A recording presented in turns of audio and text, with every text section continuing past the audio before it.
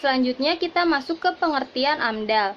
AMDAL atau singkatan dari analisis mengenai dampak lingkungan dalam Peraturan Pemerintah Nomor 27 Tahun 1999 tentang analisis mengenai dampak lingkungan disebutkan bahwa AMDAL merupakan kajian mengenai dampak besar dan penting untuk pengambilan keputusan suatu usaha atau kegiatan yang direncanakan pada lingkungan hidup yang diperlukan bagi proses pengambilan keputusan tentang penyelenggaraan usaha atau kegiatan. Selanjutnya ada dasar hukum AMDAL. AMDAL memiliki dasar hukum yang tertulis pada Peraturan Pemerintah Nomor 27 Keluaran Tahun 2012 yang membahas mengenai perizinan lingkungan hidup. Peraturan ini juga menjadi sebagai pengganti dari Peraturan Pemerintah Tahun 1999 tentang AMDAL. Peraturan pemerintah itu mengatakan bahwa setiap gedung ataupun bangunan yang diwajibkan untuk memiliki izin AMDAL yaitu bangunan yang didirikan yang mempunyai luas lahan minimal 5 hektar dan memiliki luas bangunan paling minimal 10.000 meter persegi. Tetapi jika gedung ataupun bangunan mempunyai luas lahan sekitar 2.000 sampai 9.999 meter persegi, diwajibkan untuk mempunyai izin upaya pengelolaan lingkungan atau disingkat UKL beserta upaya pemantauan lingkungan atau disingkat UPL. Berikutnya ada pengertian dari perkebunan.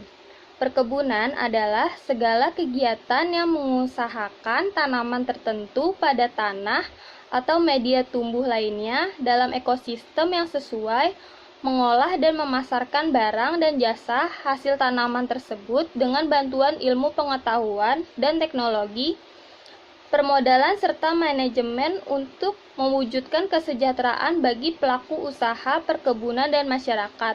Di sini kita ambil contoh perkebunannya, perkebunan kelapa sawit. Masalah AMDAL pada bidang perkebunan, tadi kita ambil contoh perkebunannya itu kan perkebunan kelapa sawit. Nah, permasalahannya itu ada di pembukaan lahannya. Apa sih pembukaan lahan itu?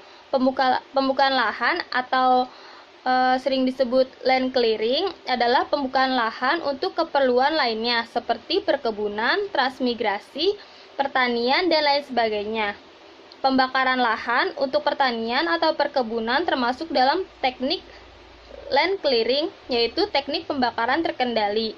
Selanjutnya akan dilanjutkan oleh teman saya, Sela Zevanya. Selanjutnya adalah tujuan pembukaan lahan.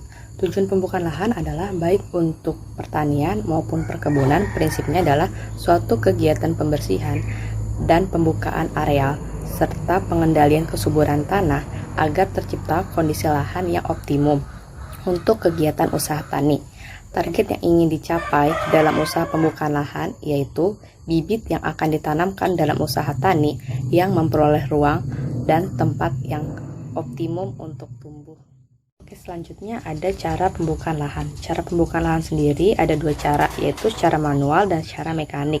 Cara manual umumnya adalah pembukaan lahan yang aman dan ramah lingkungan untuk perladangan masyarakat dilakukan secara manual karena lahan yang diolah biasanya tidak terlalu luas, kurang dari 5 hektar.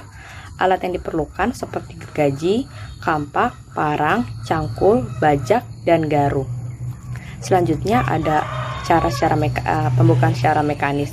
Pembukaan lahan secara mekanis adalah dengan menggunakan perlengkapan dan peralatan modern seperti alat-alat yang biasa digunakan untuk pembukaan lahan secara mekanik, diantaranya adalah chainsaw, bulldozer, dan traktor yang merupakan alat-alat berat. Cara-cara pembukaan lahan tergantung pada keadaan lahan, ketersediaan tenaga kerja, dana, serta alat-alatnya. Larangan menurut Peraturan Pemerintahan Nomor 28 Tahun 1995 tidak membenarkan melakukan pembakaran untuk tujuan pembukaan lahan. Selanjutnya ada dampak perkebunan kelapa sawit, yaitu dampak secara negatif. Dampaknya itu diantaranya seperti yang pertama, budidaya kelapa sawit dilakukan dengan sistem monokultur. Yang kedua, kebanyakan kegiatan pembukaan lahan kelapa sawit dilakukan dengan metode tebang habis agar menghemat biaya dan waktu. Hal ini dapat menyebabkan punahnya keanekaragaman hayati. Selanjutnya, kelapa sawit membutuhkan air dalam jumlah yang sangat banyak, mencapai 12 liter per pohon. Yang keempat, kebun kelapa sawit pun dapat mengakibatkan kemunculan hama baru. Yang kelima, ada aktivitas pembukaan kebun yang dikerjakan dengan pembakaran hutan menimbulkan polusi udara yang parah. Keenam, timbulnya konflik baik yang bersifat horizontal maupun vertikal. Yang terakhir, ada perkebunan kelapa sawit sering menjadi penyebab utama timbulnya bencana alam seperti tanah longsor dan banjir bandang. Selanjutnya ada dampak positif dari perkebunan kelapa sawit. Yang pertama, meningkatkan pembangunan di daerah. Yang kedua, pendapatan per kapita daerah semakin naik. Yang ketiga, untuk menjaga kesehatan dan kesejahteraan para pekerja, seringkali pihak perkebunan juga mendirikan pusat layanan kesehatan dan pendidikan terpadu. Biasanya, saat perusahaan mendirikan suatu lahan perkebunan, itu kan banyak ya, bisa sampai ratusan hektar. Nah, hal ini nih diikuti juga dengan pembangunan infrastruktur, yaitu jalan. Dari pembangunan jalan ini dapat memudahkan masyarakat setempat dalam mencari pendapatan, mencari pekerjaan. Selain itu, untuk pembersihan kelapa sawit itu sendiri dan juga pemupukannya membutuhkan pekerja. Biasanya pekerja yang diambil adalah pekerja dari lingkungan kebun itu sendiri, yaitu masyarakat sekitarnya. Hal itu merupakan dampak positif dari perkebunan kelapa sawit.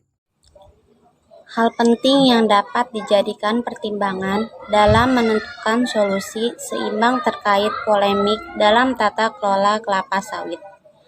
Yang pertama, penguatan kapasitas masyarakat terdampak terkait solusi ekonomi dan lingkungan dengan memerhatikan nilai konservasi tinggi atau hak conservation value, stok karbon tinggi, persetujuan atas dasar informasi awal tanpa paksaan atau padiatapa, serta kerjasama yang adil dan setara.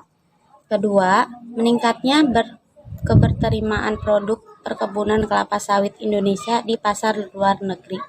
Ketiga, memberikan kontribusi dalam penurunan emisi gas rumah kaca dan kelestarian keanekaragaman hayati, khususnya melalui pengelolaan perkebunan kelapa sawit berkelanjutan.